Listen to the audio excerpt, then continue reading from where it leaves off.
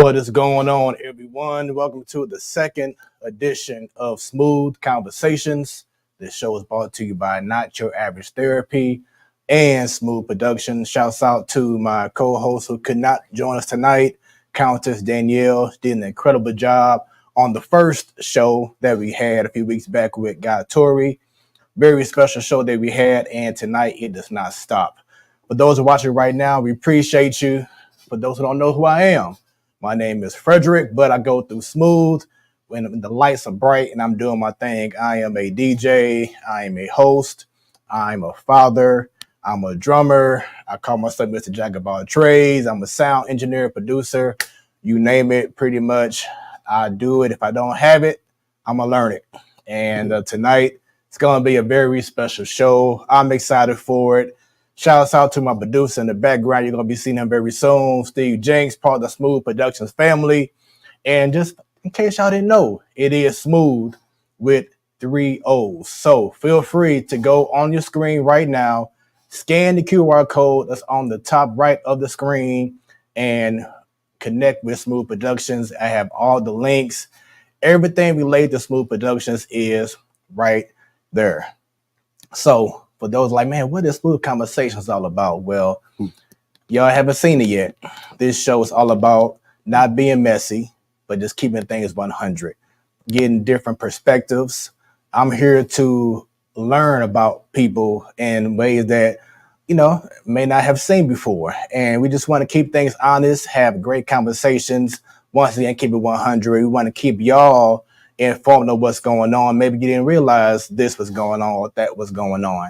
And it's all about just getting different perspectives and having a fun time doing so and getting these great conversations in. So let's have a good time, y'all. Like and share this stream with the peoples right now. If you're following our guest tonight on his page, get them shares going. We want to see as many people tuned in because we want to have as much fun and interact with you. If you leave comments, they will be shown on the screen. I can't guarantee that every comment will be shown, but if it's hidden, we're going to show it and we're going to interact with that question or comment throughout the whole episode. So once again, go ahead right now, share this stream with as many people as possible. Let's get all these people tuned in because this man here, if y'all don't know about my brother right here, I've known this man for almost 4 years now. Time just goes by. And I think I saw what he was doing on social media, and it was around COVID. And I saw that he was delivering, fried rice. So I'm like, let me try him out. And ever since day one, this man has been cool with me. He's been cool with my family. He's been a righteous man, righteous brother, man. And y'all see him on social media. Soon, I always say this to my wife. Shouts out to you, wifey. But as soon as he hits live, he has about 1,000 people tuned in, whether they arguing or agreeing. But he's just a very passionate man. He's a great brother. He's a father. He's an entrepreneur. He's a chef. He's a very talented man. He is who I call one of the most passionate, probably the most passionate voice in St. Louis. He's a reverend. No, I was playing. He might as well be. But tonight he's going to keep it 100 like he always do because we have a lot of great things to talk about. Tonight, everyone, leave comments, show some love, get them shares going once again for the one, the only Ronald Gunn. Yes. What's going on, brother? What's up, family? Good to see you here, man. Pleasure's all man, as always. Man, yes. Glad to have you on the show. He came in rocking the uniform, y'all. You know it's serious. You know it is serious. How you been doing, brother? Man, I'm blessed and highly favored. I ain't got a care. I ain't got a concern in this world. I'm just doing what God lead me to do each and every day, bro. There we go. And I was saying this on our last show when we had Guy Tori on. Just about, I always felt like to me, my purpose has been to provide platform. You know what I'm saying? Okay. To provide opportunities for others who may have had other platforms, but maybe just haven't been able to just be all out as they want to be. And this was one of the main reasons why I wanted to do the show, was definitely because we had this talk over a year ago. We did. I'm like, hey, I'm cooking up something special. I don't know when I'm going to do it yet, but I'm going to make it happen. And tonight's the night, and I appreciate you, man, from day one being cool with me. and us doing business together. Yes, Everything sir. has been top-notch professional, Yes, sir. since day one. And I respect what you do. And I know that you respect, what I've been doing as well with Smoooth Productions. So Yes, sir. tonight's going to be a great night. And I appreciate you, brother. Yes, I'm glad to be here, bro. Yes, Real sir. talk. Yes, sir. So you giving me all my accolades. So I'm gonna give you some flowers Uh-oh. while you can still smell them. Right. So as you said, it's been about 4 years. You started purchasing rice, and what was unique about you, it was always your order, number one. Right. That order was always unique. You never ordered a box. Right. You always ordered a pan. Right. And even when, I get busy or things kind of, get misaligned, you were always flexible with me. So I always appreciated that. Then, what a lot of y'all may not know, we're not in the studio. Right. This is this man's basement, okay? He may not want me to tell y'all this, but I watched this man rock out over here. Right here, I watched this man mob out in his basement. The brother can dance. Yeah, the brother can dance. The brother does his things on the ones and twos. And I got a couple good drinks back there at that bar too. So I just want to give you your flowers. I thank you for having me, man. I thank you for inviting me into your home. From one black man to another, that's major. Exactly. That's major because we all got a little bit of trust issues running around here. So I appreciate that. And let's rock this thing out. Let's do it, man. Well, first, we got to go ahead and do a nice little, we ain't doing the Shannon Sharp thing. We don't, I don't have my signature drink yet, but we're going to go ahead and have a cool little toast. Mm-hmm. Got some smooth juice. I'm going to have my great Smoooth Productions producer, DJ Steve James, to come on and join real quick. Go ahead and get a little shum to get this party started off right. Yeah, pour that poison, baby. Let's get it in. Yes, y'all. Y'all see that's juice right there. That's juice. I got dust. He got juice. Look, hold on. See, smooth right there. See that smooth right there? Say it like this. Smooth. That's smooth. And once again, 3 O's. 3 O's, baby. Come on over, Steve. Oh, okay. There we go. Here he is right here. He like to be behind the scenes, huh? Nothing wrong with that. There we go. And then myself, shouts out to my fam out there in Houston, gave me this dope cup a couple years ago. What'd it say? Uncle Sippy Cup. Oh man, that's nice. Yeah. That's nice. So yeah, we're gonna have a special show, man, and we gotta do it right. Gotta be us. There you go, Steve Jenks. So to a great second episode of Smoooth Conversations, y'all. Yes, sir. Cheers.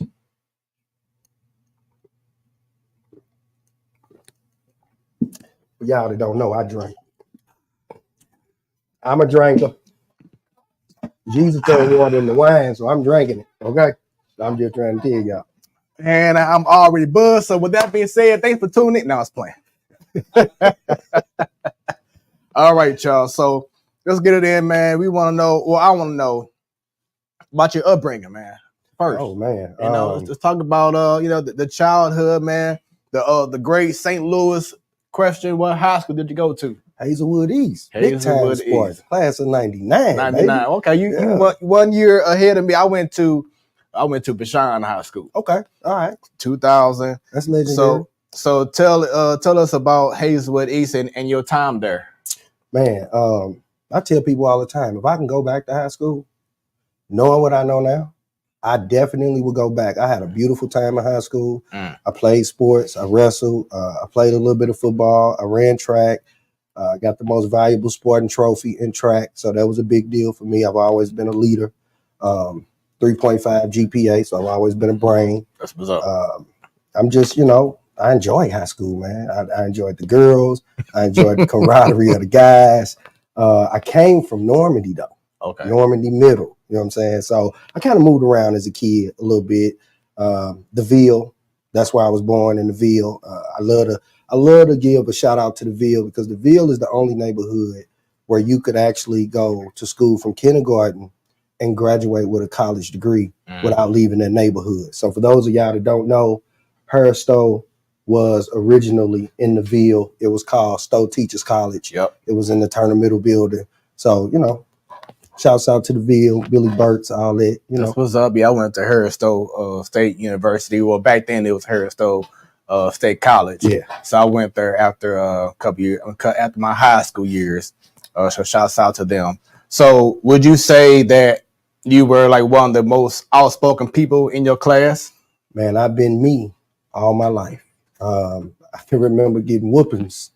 I can't hear on his phone. Keep going. I can remember getting whoopings. Just tune in to the broadcast with Fred Hedge. Real quick, everyone is saying that off of your live they can hear you. So all right, don't even worry about it. Just tune in to Fred Head. Jump off my live, y'all. Go right on the Fred Head page. Tune in to that live. We ain't gonna even mess around with that. We just gonna have a great show. Sometimes Facebook do what Facebook do. Right. And we ain't gonna let them interrupt this here session. But I've always been me, bro. I can remember getting whoopings for talking too much, for being too boisterous, for telling my aunt, "You can't whoop me." She said, "Let me show you." So I've always been me. When I got to Hazelwood, second grade, I went to Millville. I was in Millville School District, Ribbarm Elementary. I stayed in trouble. You can't call me no nigga. You can't treat me like this because I'm black. I've always been that kid, man. So then Hazelwood East, I can remember freshman year, we had a class meeting. And, in the class meeting, they telling y'all what's going to happen for the year, what the behavior requirements are, all of that. And I raised my hand. I said, well, are we going to have a Black history class? And I can remember this principal telling me, yeah, next year.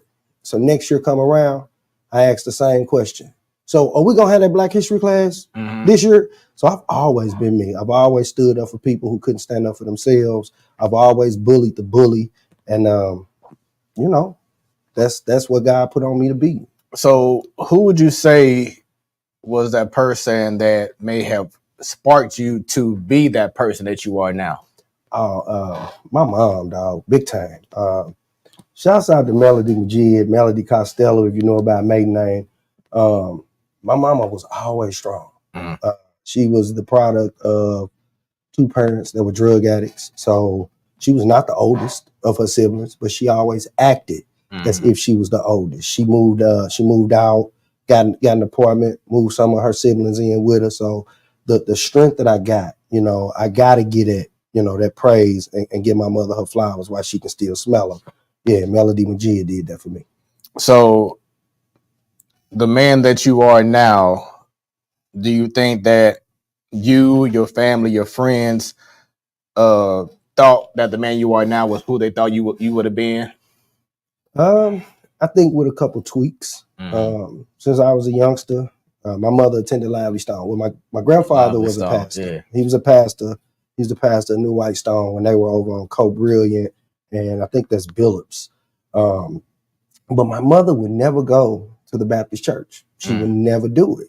So she got witnessed to by he's my stepfather, but that is who I recognize as my father. He raised me. His sister, my aunt, Sister Banks, she went to Lively Stone. So my mother was going through some things, and she came over one day and she witnessed to her. I think I was about 11, and my mother went to Lively Stone.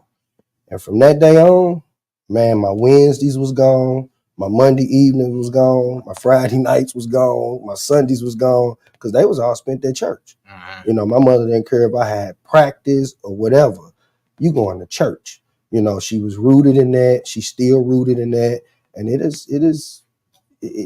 so in that, people would always tell me, when they would hear me speak, you're going to be a preacher. Yeah. You're going to be a preacher. Yeah. God called you to preach. So I think who I am is just always who I have been. Yeah. When I was younger, I used to always have nice little suits that my mom blessed me with when I was younger. So people just automatically thought, are you going to be a preacher when you grow up? Yeah. And I'm a preacher's kid. My mom, she's a pastor. She's been a reverend for probably over 30 years now. Okay. But people always thought, not because of how I talk, but just because of how I dress. Yeah. I always came in, nice sharp suits like I was a young Steve Harvey. Yeah.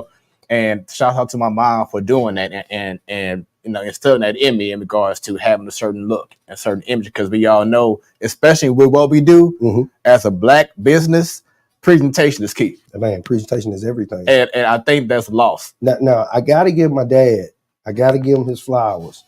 Because see, my dad didn't wear baggy pants or nothing when I was young. I mean, everything was creased to the nines. You had to fight to get through the pants leg because everything was starched down. He always wore belts. He wore a lot of cowboy boots. He was a cat in his own time, but he stayed short. So when it came time for me to put on clothes, I had a great example of what I should look like. Mhm. And then when you talk about my DNA, my biological father was a dresser. He was a man of clothes. He liked to look good when he put his clothes on. So I wore a lot of suits back then too. Olive green was my favorite color suit, man. I put that olive green on, bro. I thought I was the deal. Yeah. For real. So yeah, man, that's the upbringing. That's what it is. Yeah. So I never met my father. My mom has been everything, and shouts out to you, Mom. I appreciate you. But my pops, though, which it just is my father-in-law, man, I go to his basement and he got stuff lined up perfectly in his basement. He got a closet of nothing but shoes, shined up, over 100 and some suits. Wow. And like, you know how you go to a men's clothing store and you see like the dress shirts still in the bag. He still has like over 50 something dress shirts still in the bag, all with his name stitched, his initial stitched in them. Oh, he player. Yeah. He player. I like that. And player don't mean, you know what I'm saying? He exactly, playing the field, but right. To me, player is a term of endearment. And, Yeah. and it's like, it's saying that you put together. Yeah. You know, so he put together. And so it's like with you telling me that and me telling you about my pops, my father-in-law, it just shows to me as we transition to this part about the lack of the generation of kids having something standard like the father who's there, who's showing you, now you ain't going to do this. This is how it's supposed to be. The mother who's going to be disciplined on you, not a best friend, not, hey girl, not whatever. You know what I'm saying? And I've seen your lives and people have been agreeing with it. They be like, oh, no, whatever. But I'm glad that you have came out and have left posts and lives talking about that, because that has to be addressed more. I think that is really lacking in our community now. Is there's no what's around I'm trying to think of right now, stability. There's no structure in the black household. Now I'm not going to talk about this overall. We're going to focus on just the black household right now. Yeah. But there seems to be just something missing. It's a in lack regards of to structure. It's a lack of leadership. Yeah. It's a lack of leadership. And I tell men, you know, you don't have to rule with an iron hand. You know, some of the strongest thing you can do sometimes is step back and stand down, you know, because it takes a lot of courage for you to stand down. Right. But when you lack male leadership, it really shows. I can remember being 17, maybe 18. It was Christmas. I went to the Ambassador. We had a guy that was with us. He didn't normally hang with us, right? And this guy got drunk and he started messing with some dude. You know, we all standing there, so he just messing with the dude. And I'm like, hey, bro, leave the dude alone, because I'm street. But my little partners, they wasn't street, not at all. So with that being said, I'm like, hey, bro, leave the dude alone. So he like, nah, woo, woo. So dude walked off. Probably about 20 minutes later, I look up, it's like 10 guys coming this way, right? And I'm trying to get my guys' attention because I'm already knowing what's finna go down. But they sleep because they not street. Man, them dudes got close enough to us and boom, it's a brawl. And I remember I'm fighting the dude and I got a dude inverted over one of the tables. We're at the Ambassador now. You know, they had the little ramps and all that. Right. So we right by the ramp. So I got him inverted over the table and I'm just hitting him and his partner swung. And when I seen, you know, out my peripherals, I seen him. He used to box for Tandy. So with that being said, I weaved. Why didn't I hit him? I don't know. But I kept hitting his partner, right? He came right back. Boom, hit me. But he had a bottle in his hand. Hit me with a Corona bottle. Whoa. Yeah. Left a scar right here. I did like this. I seen the blood. I said, we got to get out of here. Something just, it was my instinct. It said, we got to get out of here. So we got up out of there. We get to the hospital. The doctor told me, he said, if he would have hit you any harder, he would have killed you. He'd have punctured your lung. So I'm like, whoa. So, you know, I heal up, get my stitches, I heal up, I call my partner. We going to look for these guys. So my partner come into the house, and instinctively, my father said, what y'all finna do? Like we wasn't We didn't look no type of way. We wasn't dressed wrong. It was a regular day. He said, what y'all finna do? I said, nothing. He said, B, go stand outside for a minute. And he took me. We were standing in the foyer. I'll never forget this. He said, whatever you finna do, you can do it by yourself. Ain't nobody telling you but you. And that conversation, that leadership from that man who had probably been in that situation before kept me alive. It kept me out the penitentiary, and it redirected my energy for that moment. I never went to look for that guy. I took this scar, and this scar forever be there. But him telling me that leadership, man, it was everything. And I hear him all the time when I'm making certain types of decisions, whether it be good decisions or bad decisions. I heard that voice. So for the men, you know, and I'm gonna say this to the fellas, for the fellas, the men, the fathers, that have children, that have difficulty with the mother of your children, that, you know, she may create hurdles that you got to jump in order to be around your children. Keep jumping those hurdles, because your presence is more than important. Your presence is life and death. And I just want to say that to the men out there, to the fathers, for real. And also it shows that that's what's lacking in regards to these mentality that these young kids are having now. I mean, because as you all seen on Real STL News and on whatever else, you just seeing these kids going crazy as if they have no home training, no structure at the house, no anything, which is very concerning. And I count a lot of this in regards to, one, you definitely don't have God in your life. Yeah. Because if you had God in your life, what's going on out here wouldn't be going down as much as it is, or at all. Two, and the fathers, this is really important because, you know, we're both fathers. Yes, sir. And we have to instill fear into our kids. And we are not doing that. And fear doesn't mean, as a whole, you know what I'm saying? Fear don't mean you beat them up. Exactly. But your voice, the bass of your voice, the sternness. I can remember my daughter telling me, Daddy, when you be mad, whew, I be so scared, because you just be looking like you finna just tear the world up. And it's needed. Yeah. It's needed. They should fear their fathers. You know, back in the day, a woman would say, I'm gonna tell your daddy when he come home. Mm-hmm. Kids are straighten up and fly right. Right. Now, ain't no I'm gonna tell your daddy, because ain't no daddy. And or it's because the daddy is like 10 years older than the kid because these kids having kids. Yeah. So it's like, how can you provide wisdom and knowledge and whatever when you're still young yourself? Yeah. You know, that's also one of the reasons why we're going through this issue right now, because men and women, you know, I recall when I was in high school, and I'm a freshman, I'm 14, 15, in going to Bashan High School. And as soon as you walk into the building, for those who went to the V, you walk into the room, the floor, right to your left, you see a nursery. And you seeing 14, 15, 16-year-old girls bringing a child to the nursery. You know, it's like, man. Yeah, that's heavy. You already taken away your fun time, or well, you should be, because you're supposed to be a mom, you know what I'm saying, or a father, you know. So it's like, man, you're negating your livelihood for, you know, your teen years, because now you have to focus on being a mom. Yeah, you got to grow up. Right. I remember my mama told my ex-wife when we first got together. I introduced my mom to her, you know, and all of that. And so they talking, and right before we got ready to leave, my mama said, listen, baby, let me tell you something. Don't let them get you pregnant. Because if you get you pregnant, it's going to change your life. Yeah.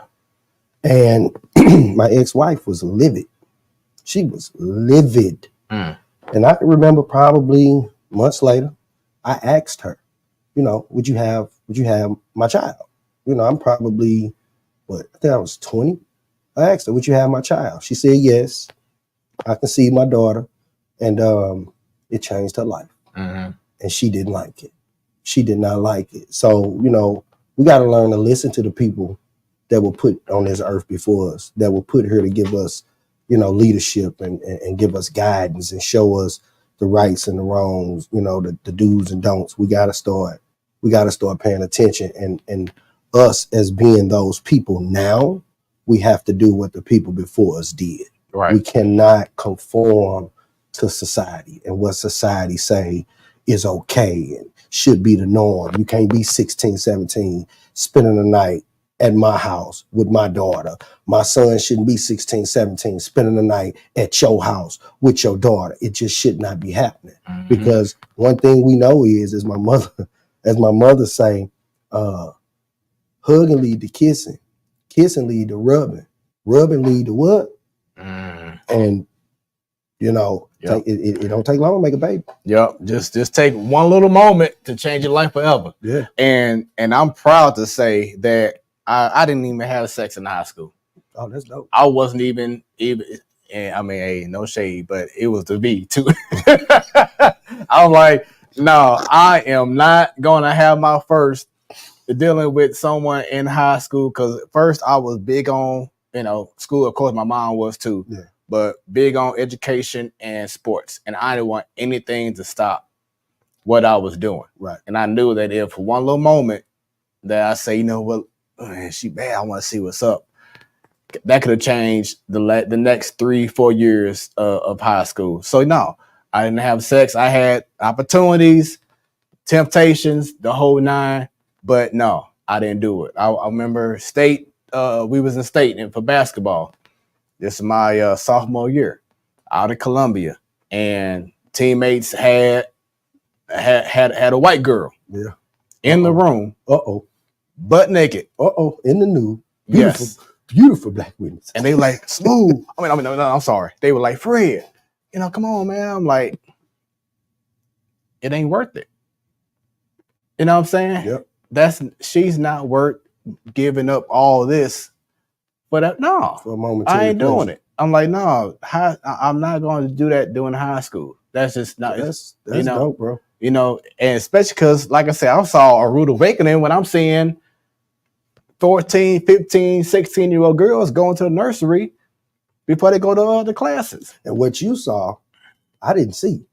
Like, we had girls that, that got pregnant in high school, but it wasn't the overwhelming numbers that you may have seen in a poverty-stricken area. Because when we came out here, my parents had their house built back in 95, 96. I'm a 15-year-old kid, and in my bathroom there's a sauna. So my life was a little bit different, even though we had a lifestyle that that could have landed me in that situation. But because of the way that my mother reared me, I just couldn't do it. Like I was selling weed and had a curfew.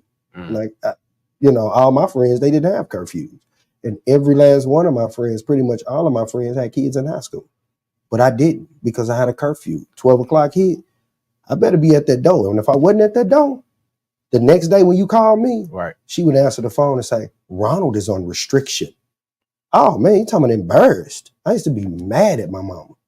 But to this day, I thank God for her, because I probably would be dead in jail, have 100 kids, and even worse, if she hadn't did the things that she did and laid the law down the way that she laid it down. And I use that in raising my own children. And to those who may have been mad as a kid when someone snitched on you and say, hey, your son is out here doing this, your daughter's out here doing that, thank you for being that person. Because like you said, we could be long gone by now if that wasn't, a factor back then, which once again is something that's definitely missing our community. And, with that being said, to my mom, thank you for all you done and instilling fear in my eyes when I knew, okay, I'm tripping. Let me get right. And going back to what you said about how, your daughter would be like, whoa, when she hear your voice, the same way my baby girl is. I could tell her, come downstairs, and she'll think all of a sudden something is going on. Yeah.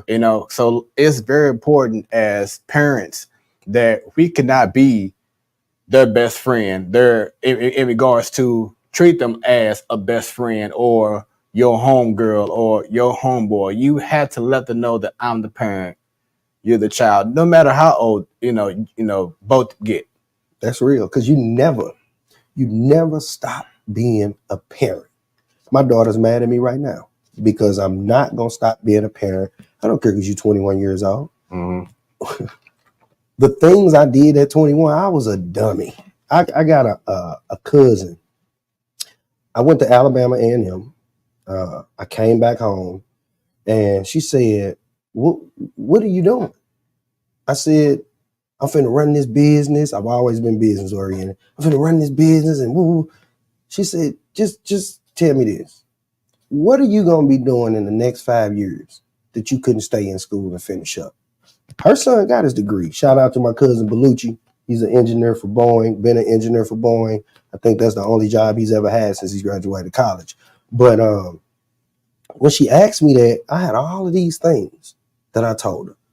And when that 5-year mark hit, I was still doing the same thing that I was doing 5 years prior to that. Mm-hmm. So, it takes us to be that person. We got to push our kids.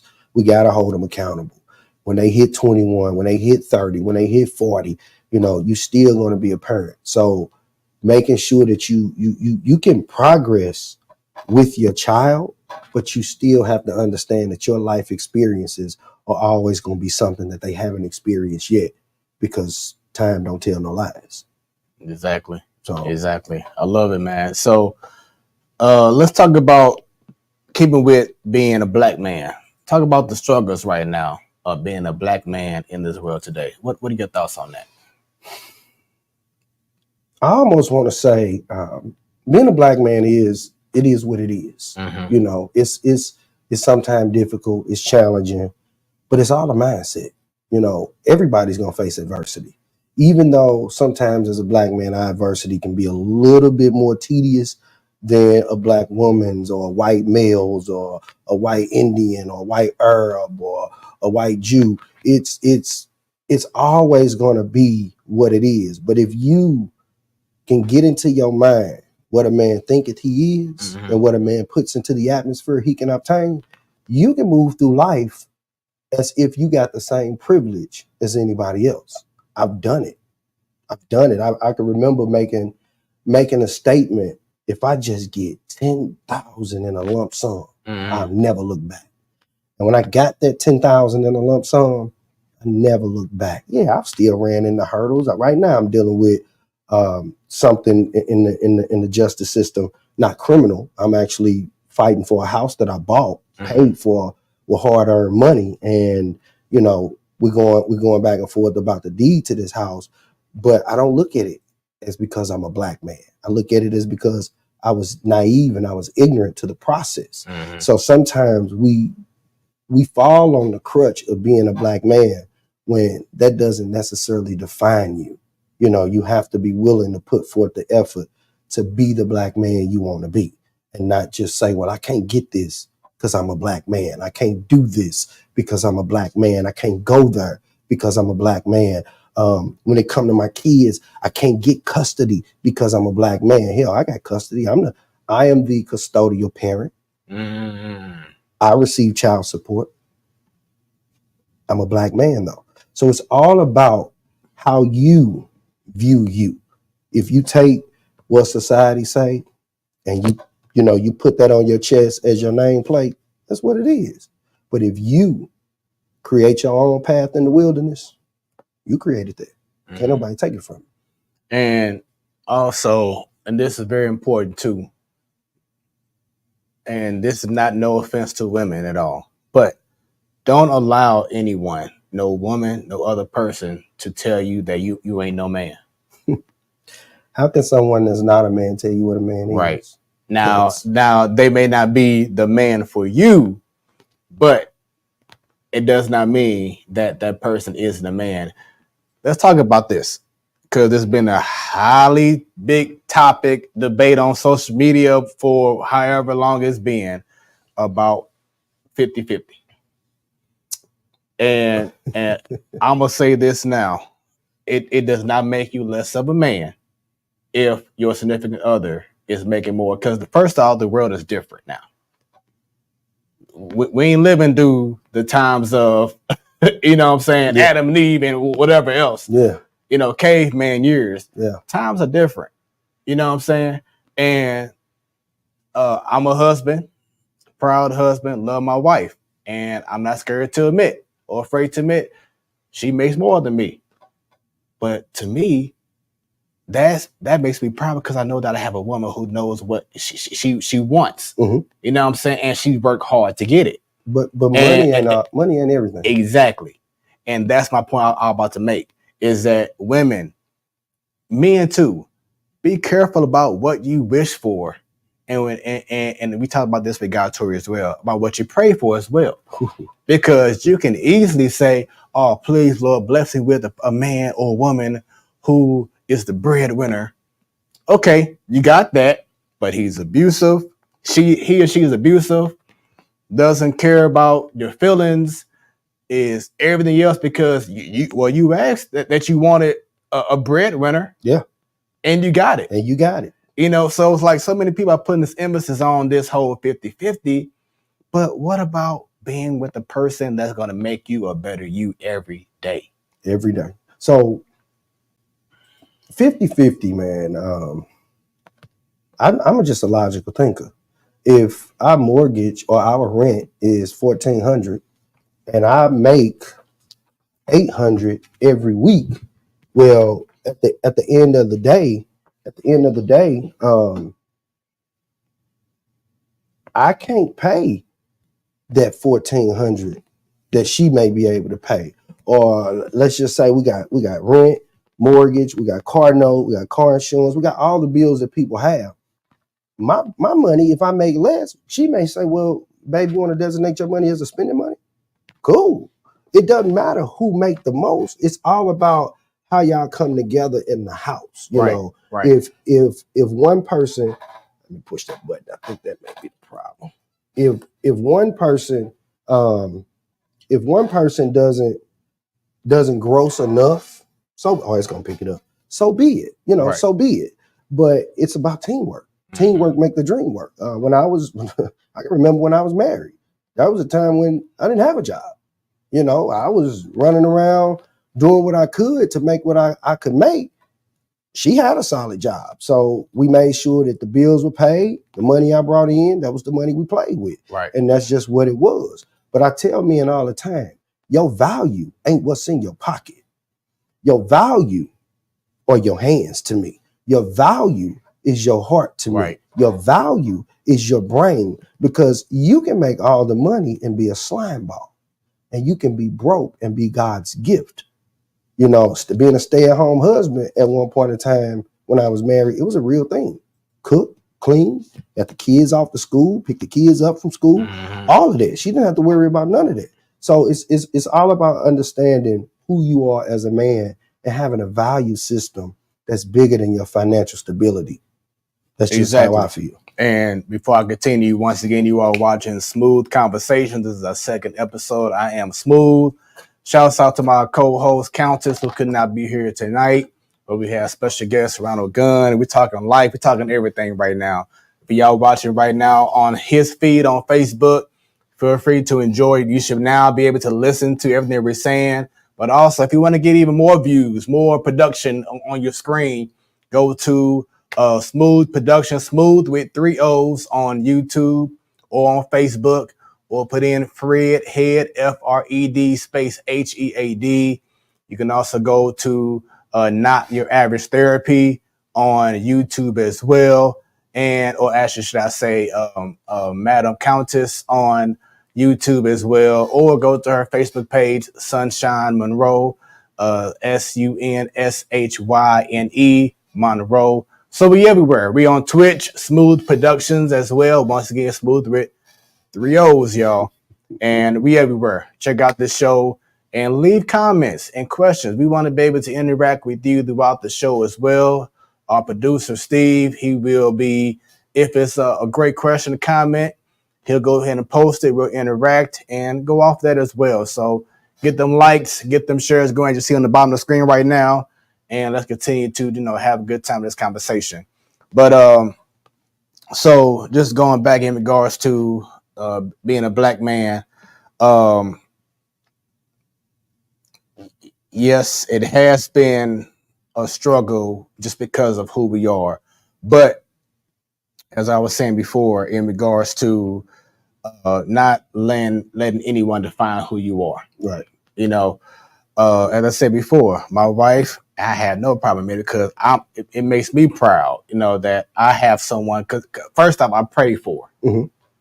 and God blessed me with the woman that I prayed for, that is goal oriented, it isn't content, wants to go for more, Mm-hmm. and then it also drives me to do what I'm doing. And as you said, I may not be the breadwinner, but like you said, it's all about everything else. Yeah.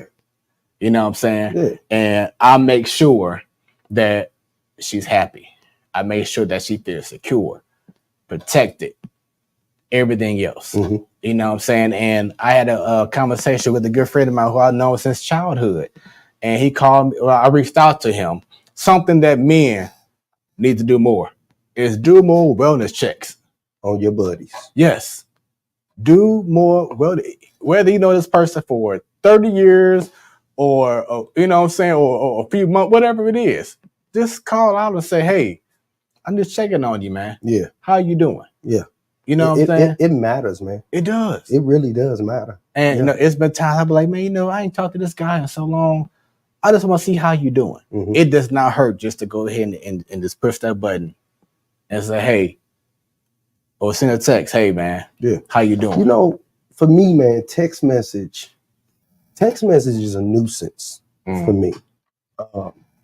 I feel like if you can't call me, like if you checking on me like that, I agree. Pick that phone up. I agree. I may text you back. Oh, I'm straight, bro. But when you call me and I say hello, and you say, "What's up, bro? I'm just checking on you," and I be like, "Oh, I'm cool, fam." Nah, bro, you don't sound cool. Right. You know what I'm saying? Where you at? Like I had a buddy, man, I called him, I say, "What's up with y'all? What you on?" He was like, "Man, we need to go fishing." That's code for we need to talk. We going fishing, right, but we need to talk. Right. He need to get something off his chest. And what's amazing about this relationship with this guy is I haven't known this guy 2 years. Mm-hmm. But we have very in-depth conversation about being a man and the struggles of being a man. And I've learned some things from him. He's learned some things from me. We've cultivated an environment where when other guys come, like he invited some of his buddies one time. I invited, my nephew to come out. It's not like we don't know each other. Mm-hmm. And immediately when everybody comes together, it is an immediate conversation. And one of the guys actually said, I've never been able to talk to other men like this. And I think it matters. Mm-hmm. Men have feelings. I tell people, men are way more sensitive than women. Yeah. When you got to be strong, though, it's hard sometimes to let that guard down. But I go back to my mother. She taught me at an early age what compassion was. Through her own struggles, she used to come in my room, and sometimes she would just lay in my bed and she would talk to me, and she would cry while she was talking to me. Mm-hmm. And I didn't know what to do, but I just knew how to listen. So she taught me that compassion early. So when I see people in need, or I see a male friend of mine that's going through a struggle, I got a buddy. I told him, I said, hey, you've been drinking a little too heavy. You know what I'm saying? What's going on? And he broke down and he said some things to me. And I was thankful that he was able to be open with me. And I just told him, let's try and work through it, because we all got problems. But what's funny is that same friend, when I was going through the hardest time in my life, I called this man, and I cried so hard on that phone, I couldn't even get a word out. Mm-hmm. And he was like, bro, where you at? You cool? And he took care of me. I'm talking about, I say took care of me. It was almost kind of like how your mama do. She scoop you up and just, oh, baby, it's going to be all right. He did that in his own way. And I'm forever in debt to him for doing that. You know what I'm saying? So as men, we gotta take care of each other. Yeah, and as I was saying earlier about my boy who I've known since we were kids, I reached out to him to see how he was doing, and he just got married about 2 years ago now. You talking about Mike? No. Okay. And he was just talking about how his wife is, the breadwinner and the whole nine, and he feel like he should do more. Okay. And I'm like, dude, she didn't marry you because of how much money you make. She married you because of who you are. So continue to remind her of just who you are. Everything else will take its course. Don't allow money to be the reason why y'all don't make it. You know what I'm saying? Yeah. Be the reason, be her peace, be her happiness, be everything that she prayed, that y'all agreed on when y'all made vows. Mm-hmm. And it was like once we had the conversation, excuse me, to me, it just felt like something that he just needed to hear. Yeah, that reassurance is everything. You know what I'm saying? Iron sharpen iron, steel sharpen steel. Right. You can't take copper to steel and think that you finna sharpen it. What's gonna happen is that copper is gonna get cut through. Mm-hmm. So, you gotta be, as the Bible say, equally yoked in relationship. And relationship don't just mean romance. This is a relationship. Friendships are relationships, business relationships are relationships. So you have to be equally yoked. You can't be with somebody that believe pimping is the only way of life, and you marry. Y'all gonna bump heads all the time because he ain't gonna understand when you say, "Hey, bro, it's 2:00 in the morning. I got to go home now." Because when I get home, I gotta face the music. When you get home, you ain't nobody there. Right. You know what I'm saying? So yeah, that reassurance, man, it was everything probably for him. So on the flip side, now we're not here to, as we said before, women can't tell men how to be men, and we're not trying to say to women how to be women. But there was a live that you had months ago, maybe sometime last year, when it was really pinpointing how these women are just dressing certain ways, acting certain ways, and I tuned in for a minute, and just seeing the conversations and seeing the back and forth and whatever. So I just want to give you this platform, and then we'll continue to speak on it. But just your thoughts about women, and respectfully calling them out for not being more ladylike. Your thoughts on that? A guy told me one time, we were riding, we were getting high, we were smoking weed. He's a little bit older than me. And every time we got ready to get out the car and go in somewhere, he would spray himself with a little bit of cologne. Uh-huh. And I said, man, what's the point? You still smell like weed. He said, well, in everything you do it with a touch of class. So I'm going to say to the women, you can be sexy and be covered up. You can be sexy and not reveal everything. You can be sexy. You can be sexy in jogging pants and a t-shirt. It's just all about how you present you. I had this conversation with my lady, and I just, I said, I need to tell you something. And, it was hard for me to say this to her. I told her, I said, I'm tired. She said, what do you mean? What are you tired of?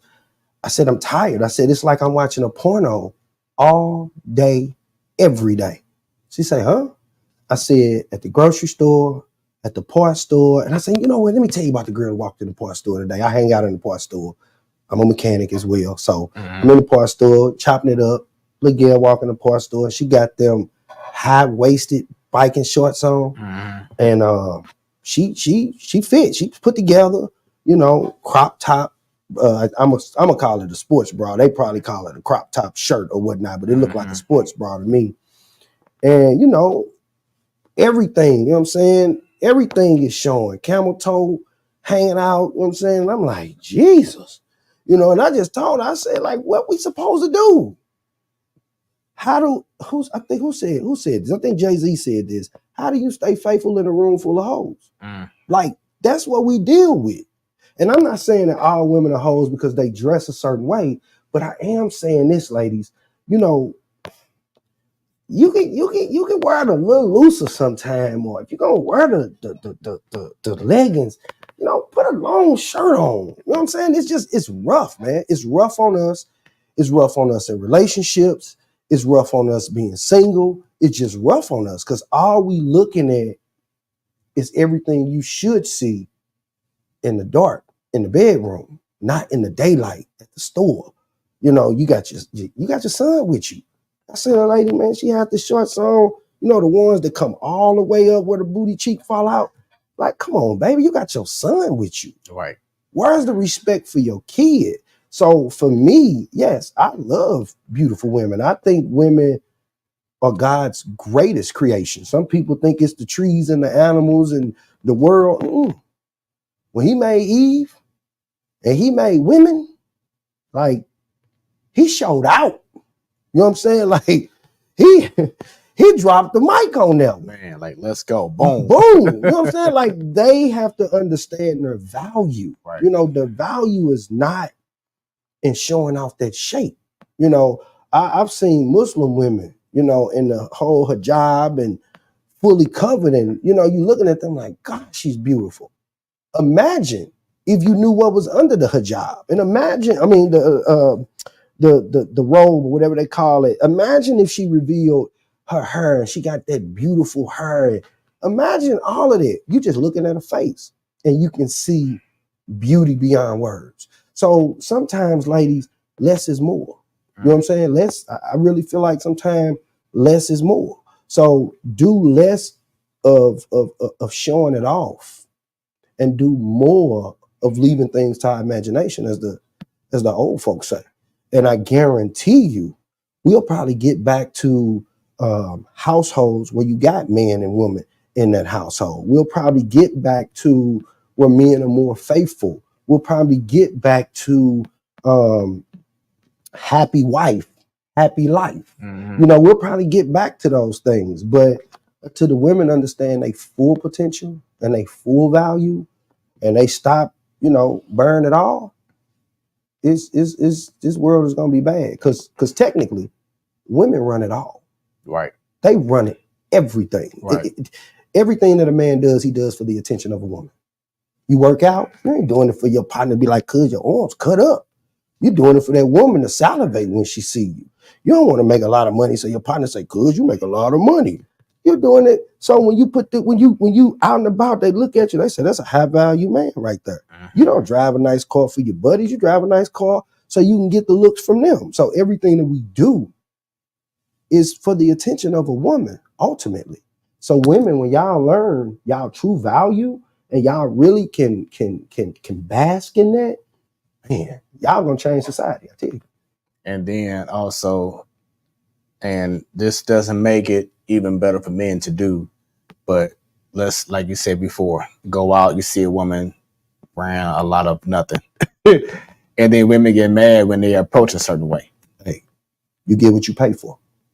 You get what you pay for. I tell women all the time, don't tell a man to have conversation with me, you got to buy me a drink. That's prostitution. Mm. Don't tell a man to date me, you got to pay a bill for me. That's prostitution. If you want to be treated like a prostitute or a hoe, then that's what you do. But if you want to be treated like a woman, you present yourself a certain way. As we said before, presentation is everything. Mm-hmm. You know, people tell me all the time, I knew the rice was going to be fire when I seen that chef's jacket. Not a t-shirt, a chef's jacket. Not a baseball jersey, a chef's jacket. I took some classes, and in those classes, they talked about, it was some security classes. I used to do private security, working in the schools and all of that. And they told us, they say, when you see that officer and his boots shined up, his pants creased, and his shirt's tucked in, and his duty belt is shining, and everything is on that duty belt in the right place, you reverence him different or her different. But when you see Elmer Fudd, his boots dirty, his pants too big, his shirt wrinkled, his badge dusty, dude can't even run. Mm-hmm. You're going to do whatever you want to do. You don't even respect the uniform at that point.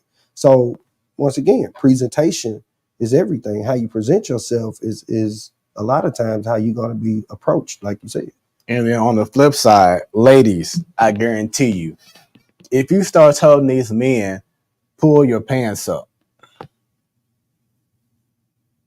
unless the men are swinging the other way, they're going to be like, okay, let me go ahead and do what I gotta do because I like this woman. I'm attracted to her. I want her to be attracted to me.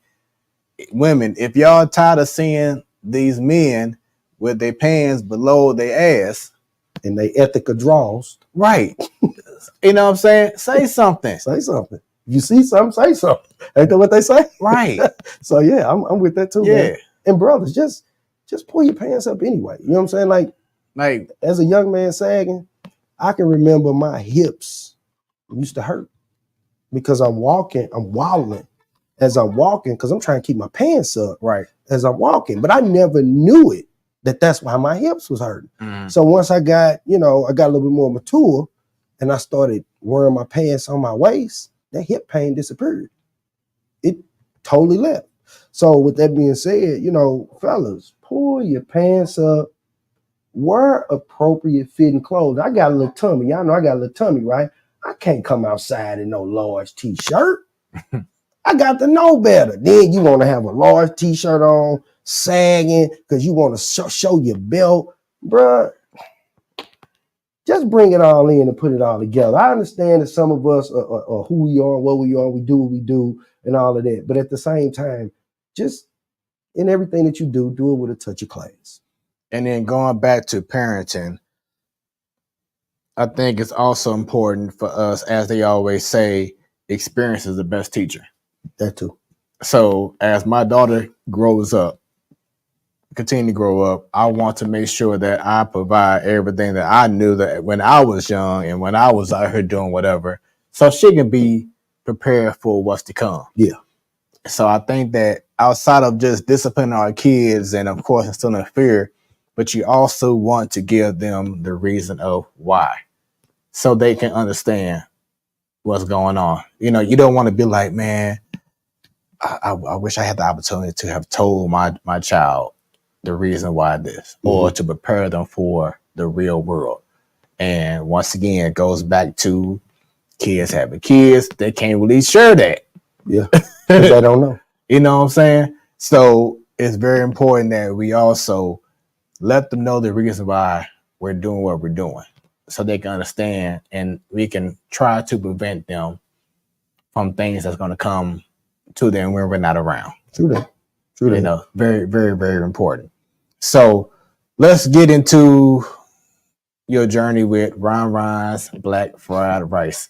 What made you start this journey? I started cooking as therapy for myself when I went through my separation. It was hard on me. So I started cooking. I started cooking pizzas. That was the first thing I started cooking. I wasn't on social media until I got separated. So I got on social media. I'm looking, like, what is this? What are people doing? So I started seeing people posting food. I'm like, so they put food on here and people show what they cooking. So I started making pizzas. My pizzas resemble Emo's pizza. And people were like, man, them pizzas look good. Can I get one of them? And I had this one girl, she kept asking. So finally I let her come and get a pizza. So she came and got that pizza. She was like, man. So it went from pizza to private chefing. So I would cook my food and post on the internet, and people started asking me, are you a chef? I'm like, no, I'm not a chef. I just cook. They're like, no, you know something. So I started taking it seriously. So I started going to school, as I call it. I've always been a night owl. I like being up late at night. So it's 2 a.m. I'm sitting in my bedroom and basically I'm studying because I'm watching techniques on cooking, and I'm learning, and I'm looking at Gordon Ramsay, and I'm looking at Chef Garvin, and I'm looking at all these different people do different things and cook different things. And I'm going in the kitchen. It could be 2 o'clock in the morning. I don't care. I'm going in the kitchen, and I'm in here and I'm figuring out how to get this chicken to look the same way theirs look, because a lot of times, seasoning matter, temperature matters, the type of oil you have matters, the butter, if you're using butter versus margarine, it matters. So I started really focusing on what I was doing.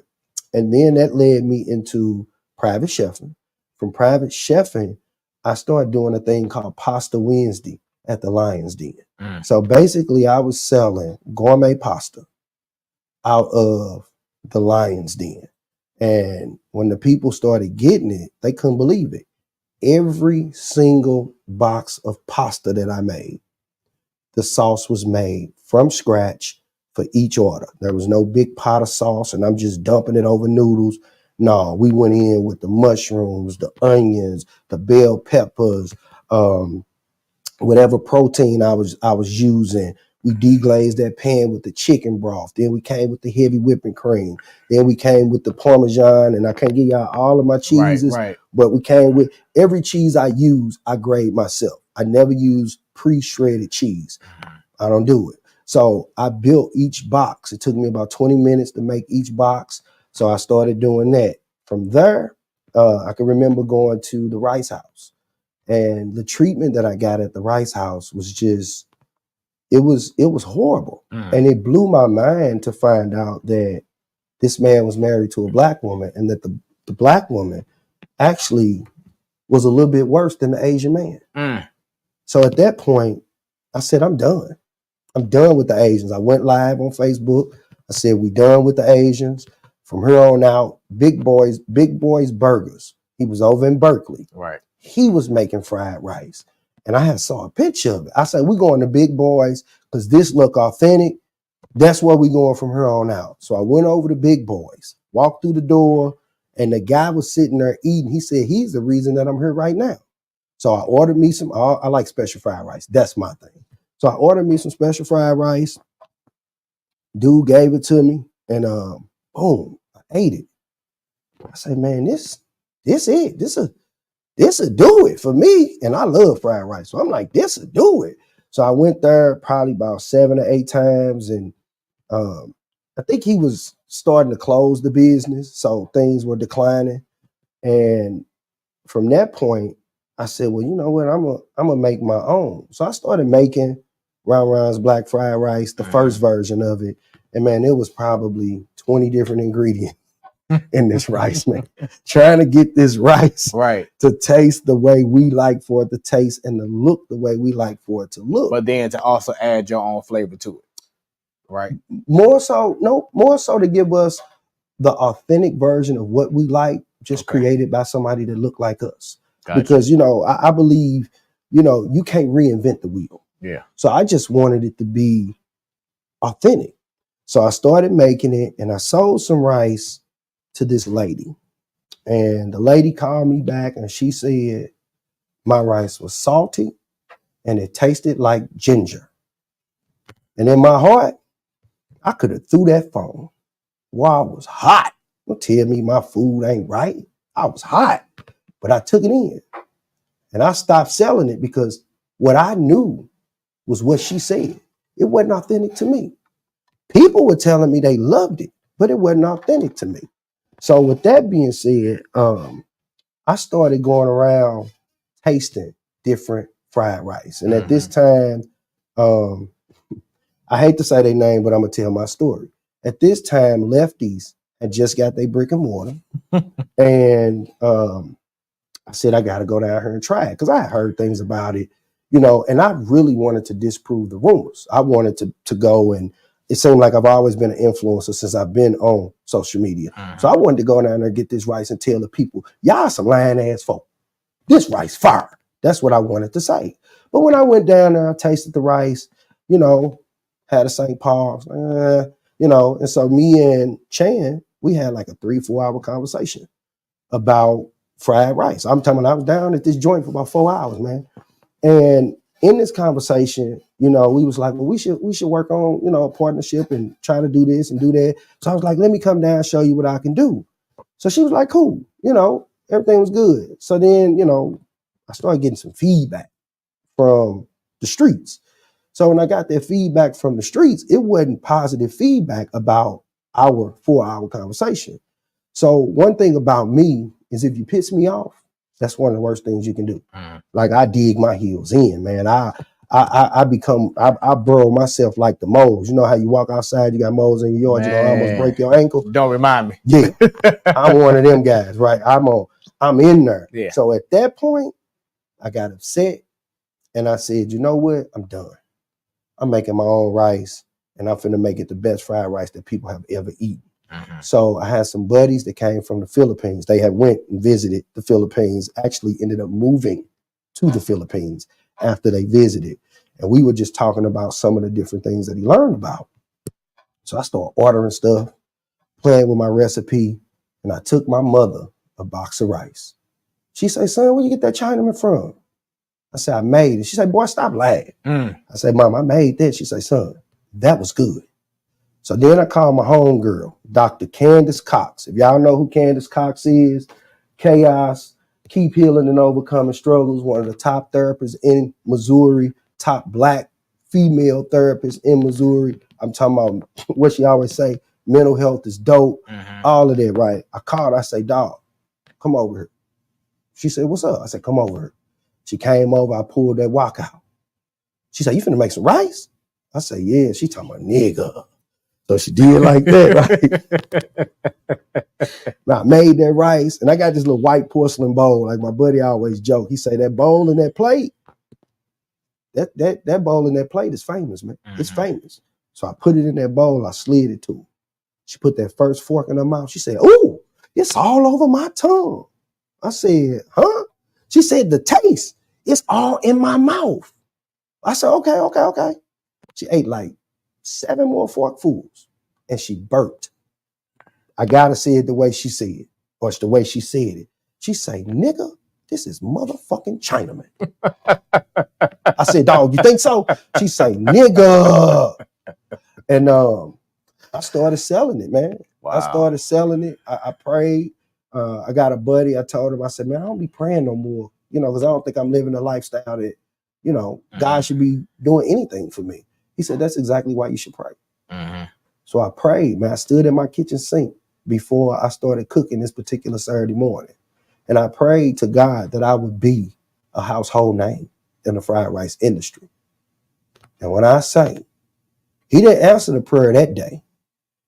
He answered the prayer a month later, because this was March. I think it was 314 day, as a matter of fact.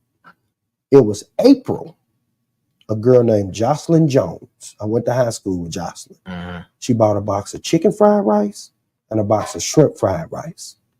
And she posted and she said, y'all, this is real chicken and it's real big chicken chunks and these shrimp. And from that day, I want to say it was like April 16th. From that day, my phone has never, ever stopped ringing. That's amazing. That's my story. And as you were telling about your story and how things got started, I think for me, I was on the search of trying to find a new home in regards to getting fried rice, because I was staying at a time when I met you, I was staying in Ferguson. So, of course they have a few little spots, but either like one spot was either closing down or one spot just wasn't hitting the way I liked it. And then I heard about, and I gotta give a shout out to them that they're going now, but Love at First Bite. And they had like these huge chunks of meat. And I'm like I had no idea that you could do all that with fried rice. You know what I'm saying? They had big pieces of duck meat. I mean, like huge, like that big pieces. I'm like, wait a minute. Okay. They're like, this is fire. But then eventually they closed down. And then, like I said, I just saw you on some way, somehow I heard about you on social media and I reached out to you. And I'm like, at first it was a convenience for me that I ain't had to drive around looking for wherever. I could just make a phone call and you were delivering. And I'm like, okay, this is it. My guy got it. You know what I'm saying? he got it. So I still can't believe it. Yeah. So started off meeting up, either at people's homes or meet up spot like we used to do, depending on situations, whatever. At the gas station. Right. To now a food truck. Yeah. How, like, just from your point of view, man, when you realized that you had the opportunity to have a food truck, I know in your mind you were like, oh yeah, business is about to pick up even more. What were your thoughts about getting that food truck and how has it been going now? I just was progressing. You watched The Shy? Yeah. So you remember when Yep. Coogie's brother got that food truck? Mm-hmm. I called Candace, and I'm crying. Literally, I'm crying. I say, dog, that's gonna be me. Like, Yeah. I'm crying. Big tears, because I knew it was coming. I hadn't even purchased a truck or nothing at that time. But I believe that God gonna order my steps as he see fit. And what they say, he ain't gonna put too much on you. He ain't gonna put more on you than what you can bear. And so in my mind, I felt like the food truck was the next logical step for me, because I've never worked in a restaurant. I've never been to culinary school. So everything that I've learned by teaching myself. So when I was selling the rice, a friend of mine, his name is Orlando, he sells barbecue. Mm-hmm. And best burnt ends I've ever had. I love his burnt ends. And he was like, man, I'm gonna build me a barbecue truck. So he bought 2 trucks. And to this day, he still hasn't completed his project. But when he bought the trucks and we would talk, and he would tell me, like, I'm doing this, I'm trying to make sure they're running right, and da-da-da-da. I started looking at trucks. Mm-hmm. So I asked him, could I buy one of his trucks? And we couldn't come together on pricing. And I'm glad we didn't, because the truck I wanted, the motor was actually bad in it. So we couldn't come together on pricing. And one day I was just kind of dinking around on Facebook, and somebody posted a truck.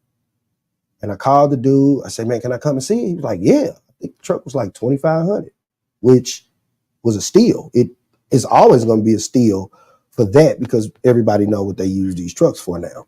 So I go see him, and I called my buddy. I had him come with me. He knows more about mechanics than I know. He's older. He's been doing it longer.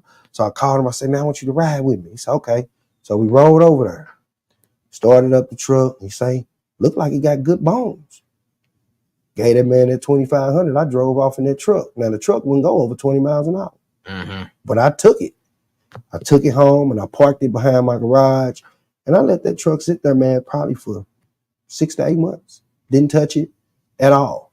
I started leasing the kitchen at Club Love, and I was there for like a month, and we had came together on the rent, and oh man, I tell people I was giving them 20% of what I made, but I capped them at $2,000 a month. So when I paid him in the first week and a half, he was at his cap. He wanted to renegotiate. One thing about me in business, I don't play games. The numbers is the numbers. The paperwork is the paperwork. I literally packed everything up. My wok stove, my refrigerators, everything. I went and got that food truck from the house, loaded it all up on that food truck, and took it on back to my house. I ended up selling that refrigerator, but I told the people, I say, I'm back in the trap. I went live. I said, I'm back in the trap house, y'all. It's going down. That was a Monday. That Friday, the last box of rice I had sold to a girl named Anika. Went to high school with her. She's sitting in the driveway. We talking. I give her the rice. We talking. It's like 5:30, bro. Why is St. Louis County Health Department riding down the street at 5:30? So boom, they bust a U-turn. They park. St. Louis County police come, bust a U-turn, park right behind them. They get out the car. I told her, hey, go on, leave. She said, you think they for you? I said, I know they are for me. She left. They walked right across the street, gave me a letter to cease and desist, told me that I could not run a food-based business out of my house.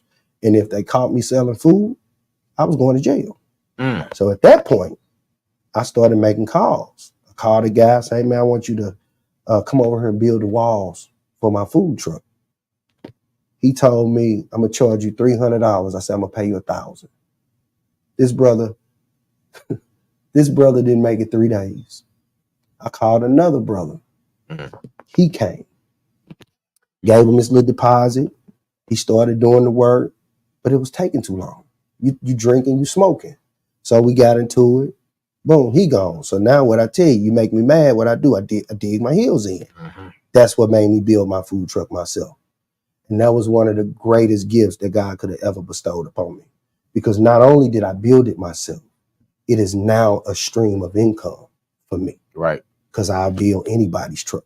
And I'm glad that you brought that situation up, which also, and I know Steve went through it because I put him on a certain spot, a black-owned spot, which they do good work, but the process of getting the work done is the problem. Yeah. And that's what I've been seeing with a lot of people who are very talented in what they do, but it's how you go about your business that hurts you. Yep. And so that's why I take pride in what I do with Smoooth Productions. Like I have contracts, I lay everything out. I'm upfront and honest. I don't ghost people. Like that's been the norm. You just ghost people. Take a deposit and just ghost and be gone. Ooh. It's. I hate that it continues to happen. Yeah. With black businesses. But it's not just on the black business. Mm-hmm.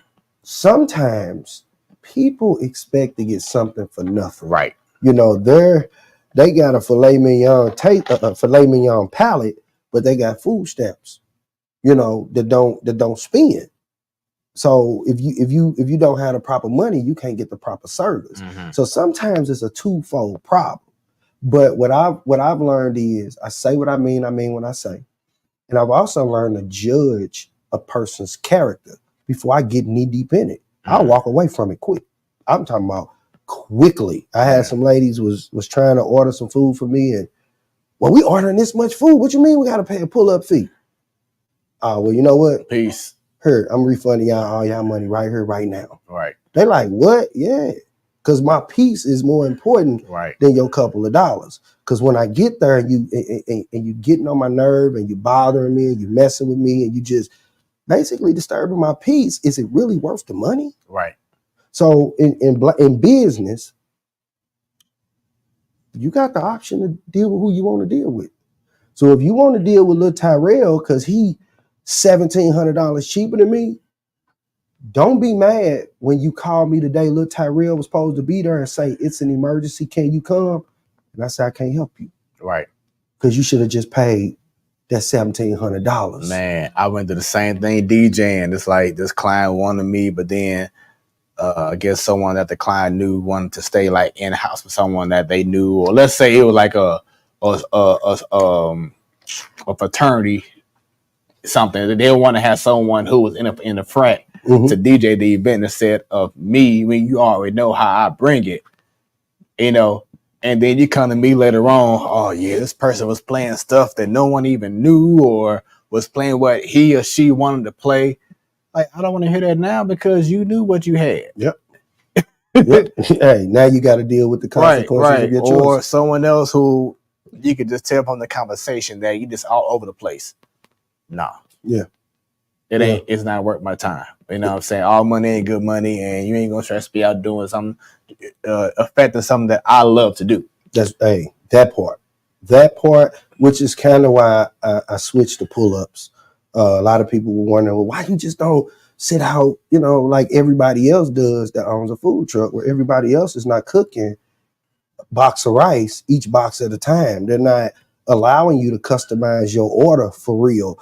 You're not getting, like somebody told me, man, that rice was hot for hours. Right. Like, bro, what you do to the rice to make it just stay hot? Right. I just cook it. It ain't sitting in a warmer. So this thing's still hot now. Yeah, of course. Yeah, I know I brought them some food, but they had already ate. So come on now. My bag's sitting back there. I eat when I leave. But but it's not rice that's sitting in the warm and I'm just throwing it in the box. One thing about me, man, my daddy always told me, whatever you do, you better be the best at it. Mm-hmm. Do it to the best of your ability. He said, if you picking up paper, you better be the best paper picker-upper around. Mm-hmm. So I applied it to everything that I do, man, no matter what it is. Mechanics, building food trucks, writing poetry, being a dad, being a man. I just try to be the best version of whatever it is that I can be at that time in that moment. That's what's up. So you brought up earlier Lefty's fried rice. And one of the things that we talked about last show with God, Tori, and Countess, my co-host, shouts out to you. Something that's been going on in the Louvre for far too long. What are your thoughts about competition versus collaboration? I think healthy competition is good. I agree. I think it keep you on your toes. I think it keep you innovative. But I also do believe that in my field, I'm talking about my field, in the fried rice industry, cooking Asian dishes. I even proposed this. I proposed this to lefties. I proposed this to Big Boy. I proposed this to Miyasa. And I think I proposed it to Mr. Duck and Noodle. We all need to sit down and have a real conversation. And in that conversation, we all need to come together. We need to buy a building, not lease it. We need to buy a building, and we need to run the hell out of that business. As long as there's someone in that building that know their way around that wok stove, because cooking on the wok stove ain't like frying rice at your house in the skillet. It's totally different. Like I got probably 32,000 BTUs coming out that wok stove on my truck. So as soon as I turn it on, you feel heat, and it sounds like a jet engine back there. So I feel like, let's just say all of us are part owner in this building. Each one of us should have our fried rice as a flavor of fried rice. What you want? You want lefties? You want just the two of us? You want ram-rams? You want miyasas? You want Mr. Duck and Noodles? What do you want? You come in there and you order it. But the benefit of us collaborating would be we all have ownership interests. So whatever employees we have working, we are making sure that the quality of the product stays the same. And once you make, because it's nice money to be made in the food industry. Once you make it where you are, you've made enough money to turn it over. Everybody's receiving paychecks because you got to work to be able to pay yourself. It don't just happen. So once everybody's receiving a paycheck, then we start reinvesting some of that money. Now we can open up another location. And guess what? It's going to be the same cookie cutter idea. Now, maybe 3 of us work this location. Right. 3 of us work that location as management. So we are always in tune with our employees. So I think that, and if we do it that way, I think that we can force some of these Asians off the street corners. Because I tell people all the time, you can pay me now or you can pay your doctor later. Because when you go and you get that MSG field fried rice, when you get that fried rice and it's that white rice has been sitting there for a day or two, it's going to affect you. It may not show up today, but it's definitely going to show up tomorrow. In Japan, they outlawed day-old fried rice. All the rice they sell had to be fresh because they linked day-old fried rice and the bacteria that grows in it directly to heart disease. And what do we have running rampant in our community? Correct. Heart disease. Not only is 215 milligrams of sodium in a teaspoon of MSG. You got MSG, you got soy sauce that's sodium filled. They actually add salt to the rice. So with those 3 ingredients right there, that's why you be lethargic. That's why your feet swell. That's why your head hurt when you get through eating it. So we have to be conscientious of what we're eating. So when you deal with me, you're going to get fresh rice. Like I was explaining to the producer, that rice was boiled at about 4:30. You're getting fresh rice. You're getting fresh veggies. You're getting fresh meat. I don't cook pork at all. So you're not getting sodium-filled pork as well with all of the soy sauce and the MSG and the salt that's being put in it. A lot of people don't know the pepper packets, the red pepper packets have salt in them. Like I've taken the time to look at every ingredient for everything that I use. I make my own seasoning. The only thing that I don't make myself is my browning sauce and the oil. Everything, every seasoning that's used on that truck, I make it. So I know exactly what's in it. And there's no MSG in nothing that I use. In fact, I don't even add salt to my seasoning. If I were to give you some raw seasoning, it wouldn't pack the punch that you would be looking for because there's no salt in it. So it was something that you brought to my attention as we were eating some of the delicious black fried rice earlier, that you don't use a normal fork in regards to kitchen fork unless you're at a restaurant because you use plastic.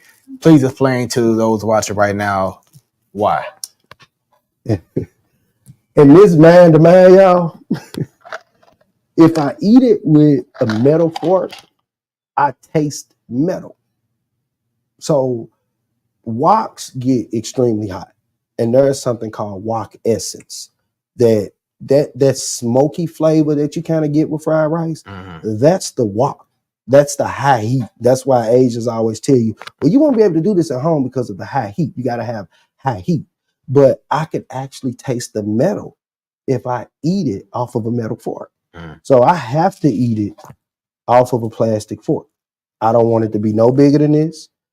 This is it. I don't want too. It's crazy because I don't want too much rice in my mouth at one time.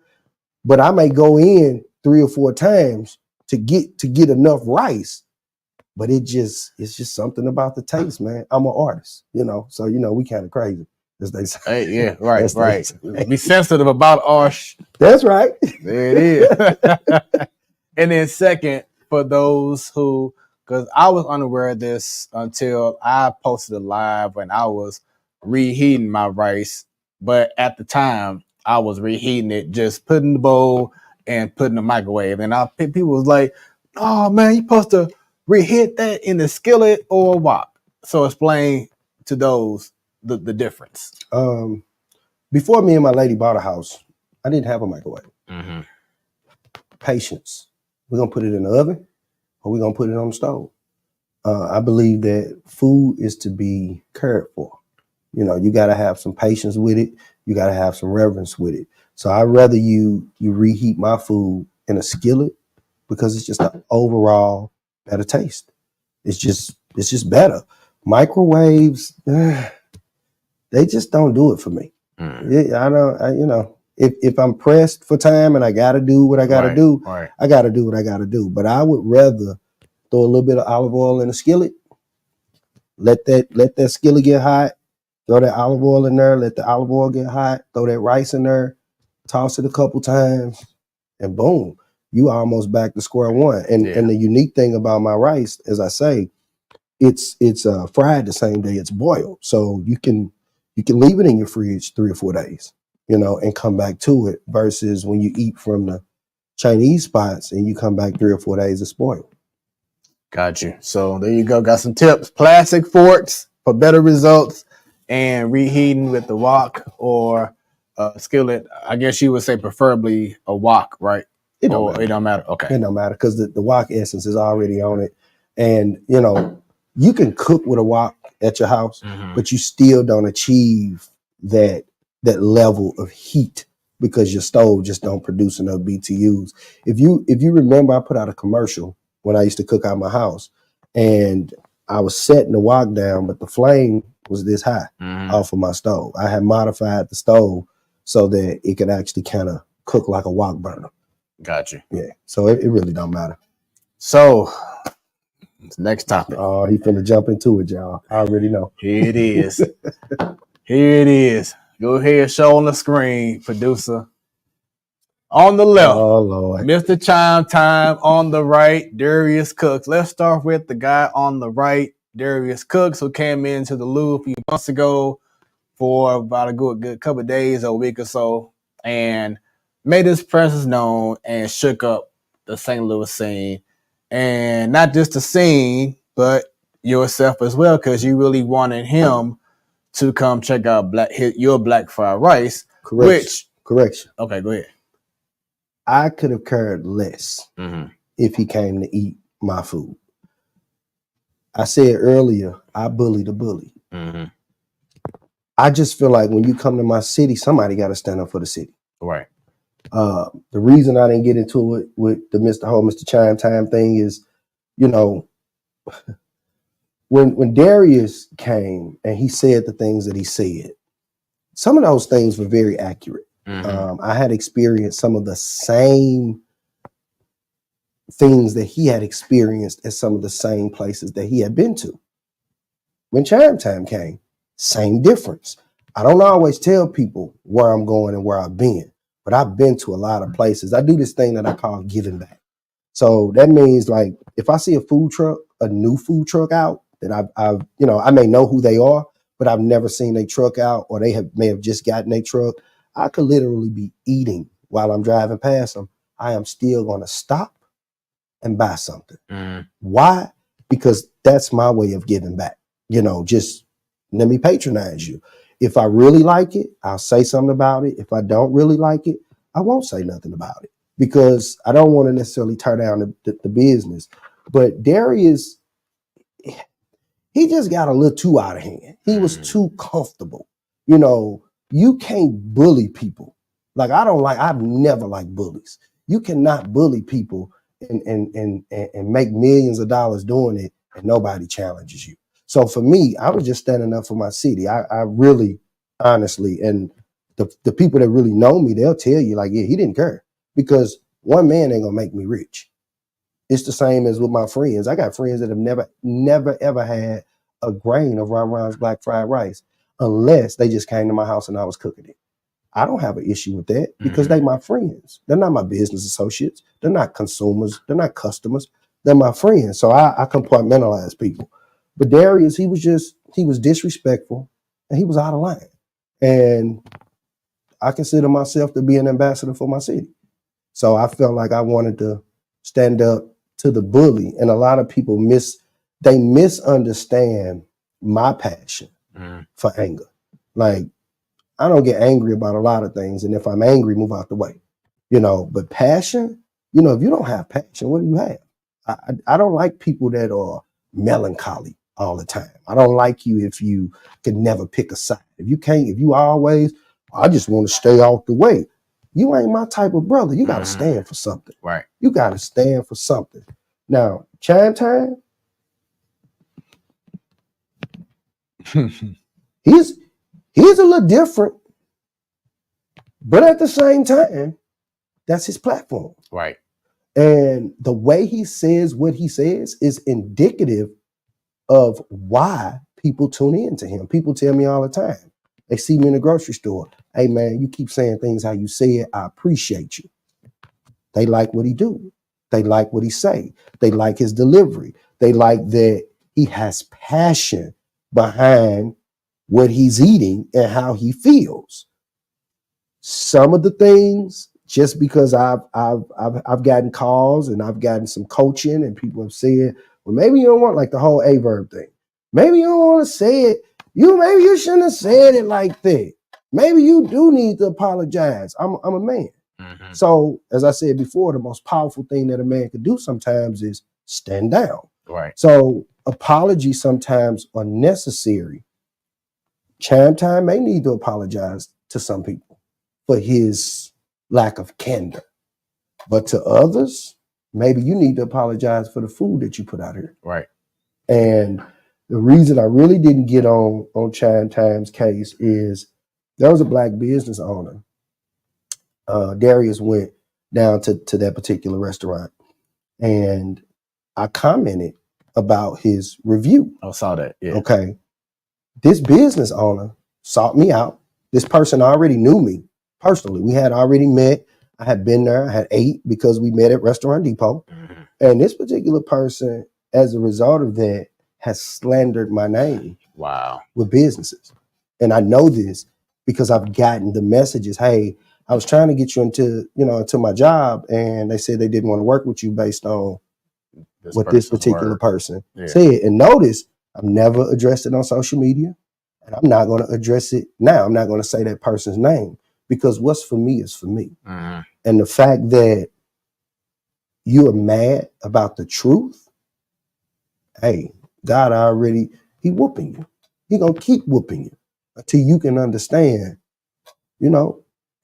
what's valid is valid. What you need to change, you need to change. When that lady told me that rice tasted like ginger and it was salty, I had to go back to the drawing board. Do you feel St. Louis businesses have a problem with taking in criticism?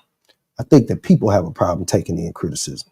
And it just so happens that we are in St. Louis. If we were native to Texas, Oklahoma, Indiana, New York, Chicago, if we were natives there, it's probably the same thing happening, because that's where we're from. So we're going to get all of the verbiage. We're going to hear all the negativity. We're going to, because that's where we're from. I don't think it really changes from one place to another. I think negative people are just negative people. It doesn't matter what your demographic is.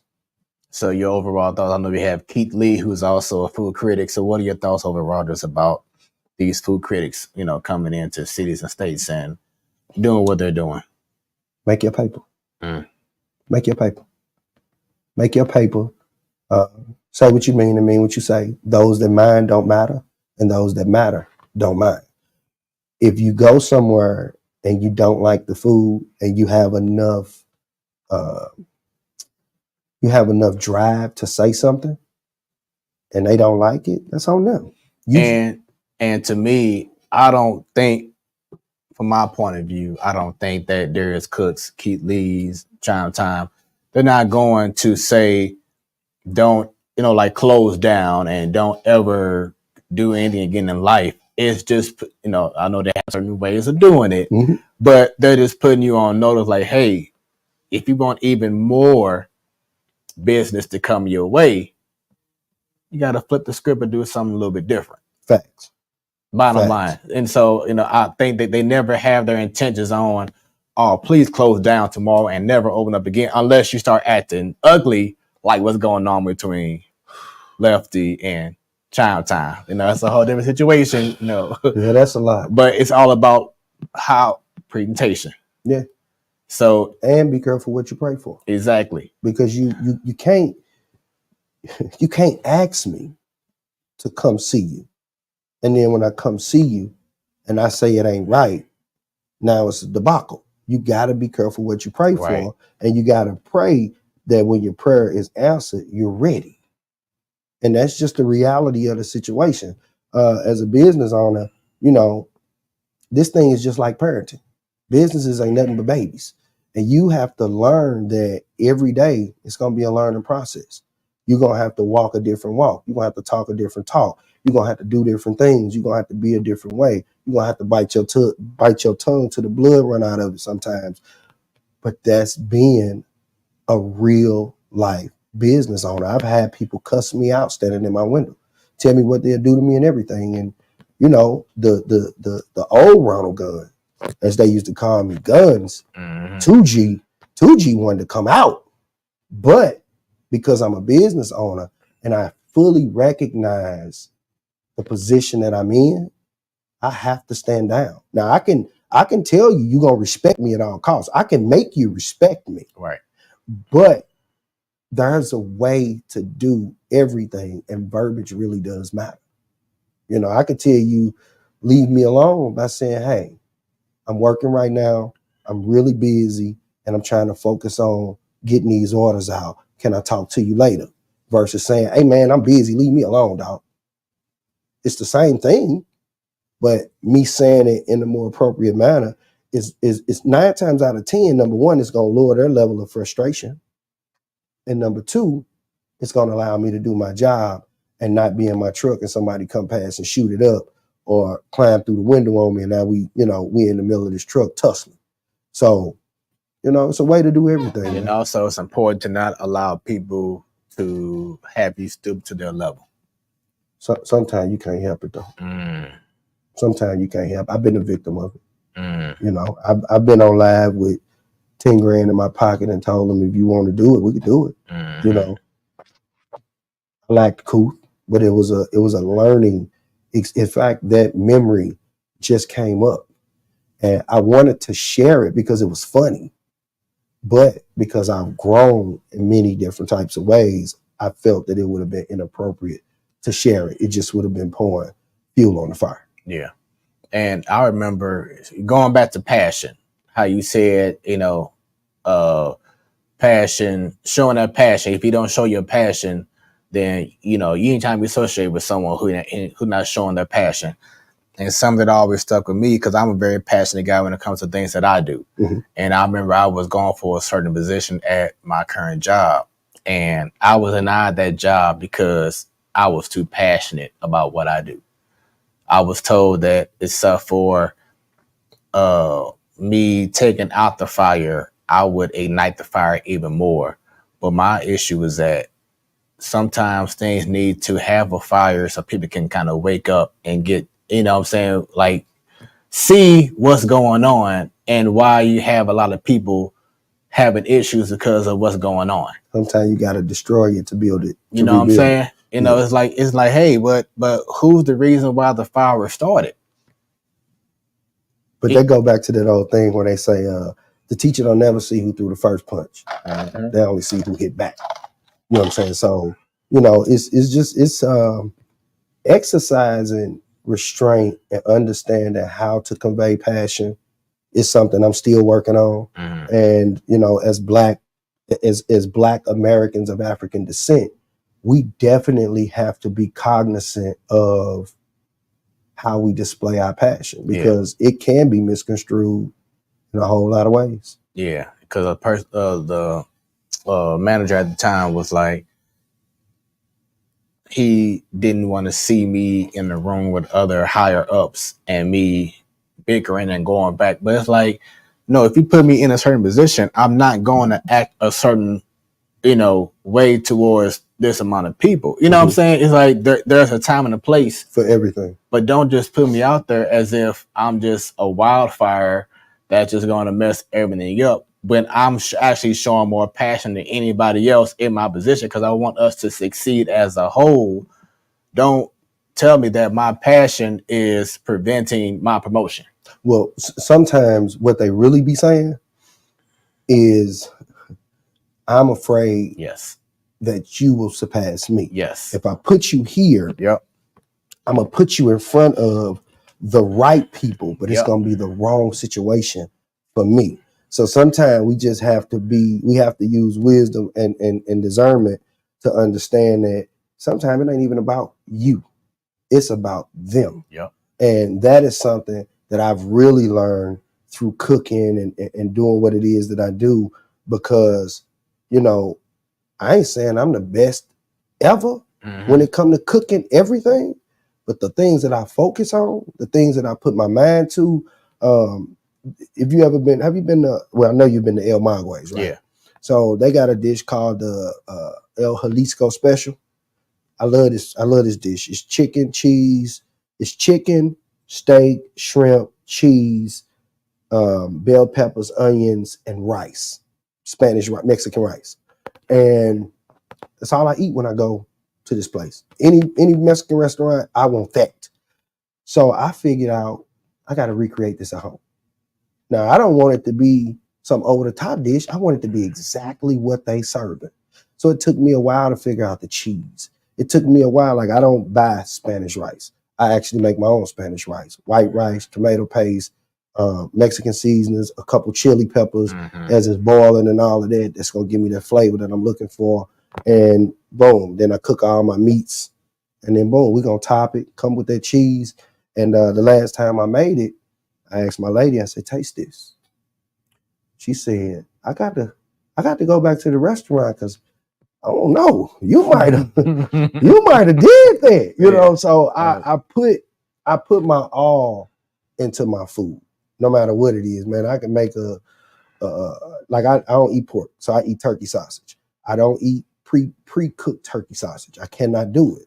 So I found raw turkey sausage. Well, what's the company? I think it's Tennessee Pride. They had a turkey sausage and it tasted just like a pork sausage. They discontinued it. So guess what I did? I figured out the seasoning to get my turkey sausage to have that flavor. And people that eat my turkey sausage say, you sure this turkey? So it's all about, man, you got, once again, the passion. Right. You know, you got to let it shine through in some type of way. But it's all about knowing how to get it, you know, to really glisten. As they say, you can shine a boo-boo. You can make boo-boo shine. For real.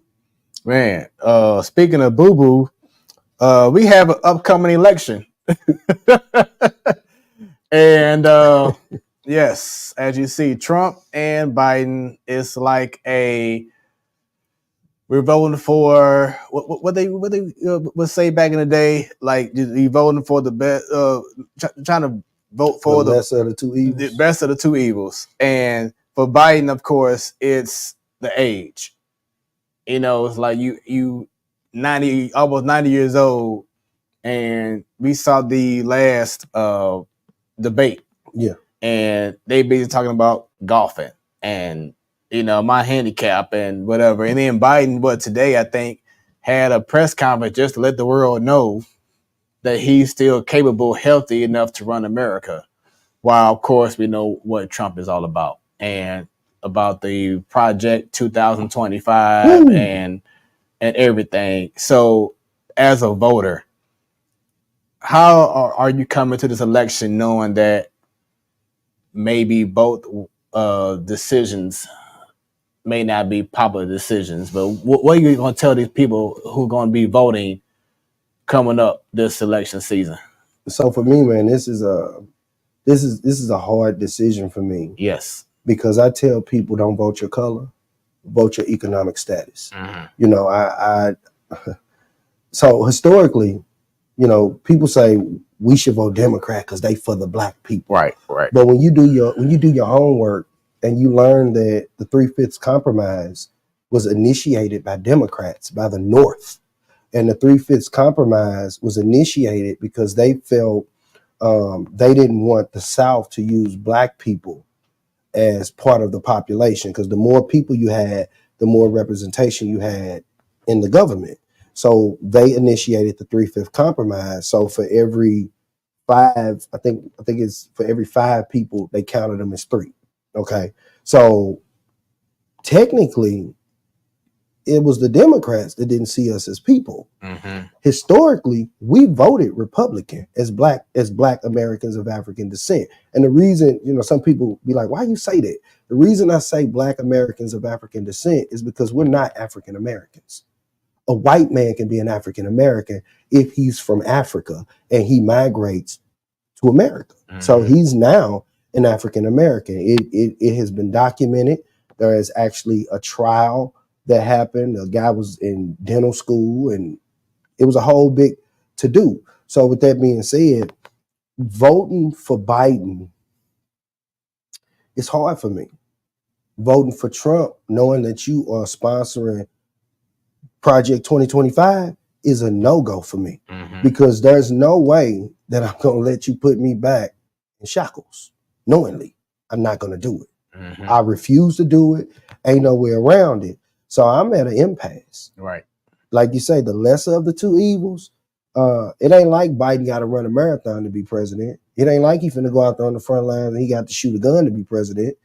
He's really just the face of America. So when I sum it up, I guess you asking me, who am I gonna vote for? And I can't vote for the man that want to put us back in shackles. Right. I cannot. I feel now you. I did vote for him last election. Yeah. Oh yeah, I voted for him. I don't have a problem with saying it because I wasn't voting. I don't see one thing about me. You can be as racist as you want to be. I appreciate you for letting me know the devil that I'm dealing with. Mm-hmm. Thank you. I'd rather you show me your hand. So with that being said, I'm cool with you being racist because, at the end of the day, everybody is biased to what they biased to. Right. So I guess for lack of a better way to say it, if I got to vote for Biden, I got to vote for Biden. Well, tonight has been an incredible show. Thanks for keeping it 100. As always, it's been fun. Hope you all have enjoyed the second episode of Smoooth Conversations. What's next for Ron? Ron Ron's is looking for a brick and mortar. Ron's is also working with a guy. I'm actually going to bring a guy on to operate that wok stove with me because I actually have 2 wok stoves on the truck. Okay. I want to be able to get those St. Paul's out.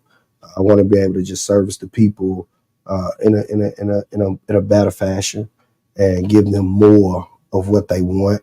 If y'all are wondering where I'm going to be next, every 3rd Wednesday of the month, I'm at the Midwest Wine Bar in Ferguson, right next door to Kathy's Kitchen. Very nice spot. Yeah. And if you didn't know, it's black owned. It's owned by 3 women. They all went to Riverview Gardens High School. So come out. As I like to say, don't come out and support black business. Come out and do business with black business. That's my thing. And remember, book y'all pull-ups. I'm gonna be opening up the calendar for the rest of July. I got a couple things going on in July.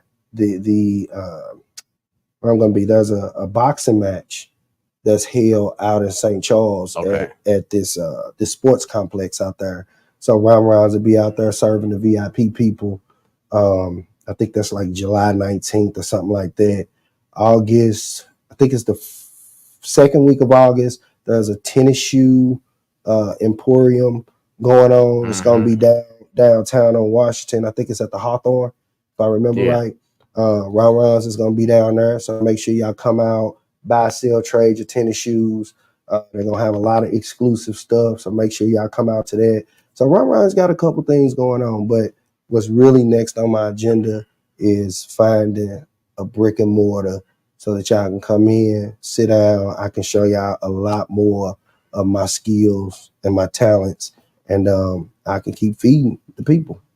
And speaking of feeding, continue to support Smoooth Conversations. You can, if you know someone that would be a great guest on the show, get their story told, you can email us Smoooth Conversations. Once again, Smoooth with 3 O's, y'all. smoothconversations@gmail.com.